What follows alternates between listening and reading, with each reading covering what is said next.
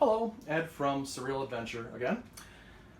Not an outdoorsy video this time, but a product review. I recently realized that I needed a safe to store valuables in, firearms, that sort of thing, stuff you want to keep away from kids, stuff that maybe you want to slow the thieves down while your alarm's going off on your house.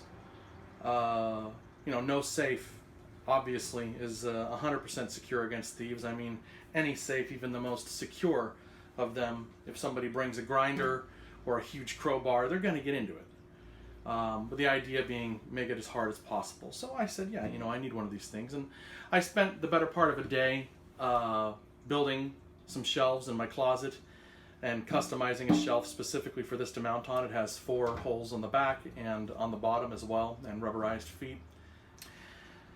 It's a pretty well constructed safe. You can enter a pin, it's programmable, or you can put a key in behind here. Ironically, if you leave the safe out and unattached to the wall, there are holes in the back, and if you stick a stick through, you can actually hit the button in the back to reset the code and then put in your own code. And so if you have one of these just sitting there and you haven't bolted it down or bolted it back against something, then all that's going to happen is if somebody knows what they're doing is they're going to use a stick and hit the button back there and just get right into your safe. But more disturbing than that, I didn't do my research before buying this. I got it, and then after the fact went online and said, hey, I wonder how hard it really is to get into safes. So as it turns out, whoever is making this safe for Harbor Freight makes a lot of other safes. It's from China, and you'll notice the design. It's similar to a lot of the other ones. And there's a flaw in the design of this thing. Now this is locked, and as you can see, I'm going to enter the default code here, and I'm going to get in it to show you it. It's working, right? Well, it may not happen on your first attempt, but you can actually hit this safe with the top of your hand if you hit hard enough. I don't want to hurt my hand, or just bump it by doing this.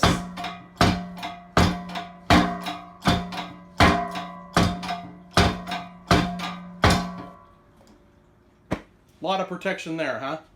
I mean, this was my first attempt at making this video, and that's how long it took me to get into there. So if you have valuables that you can't afford to lose, or you have firearms you want to keep your children's hands off of, ammunition, drugs, prescription drugs that you want to put in here, consider it. Now, I'm not making this video to show people how to break into this safe or safes of this type.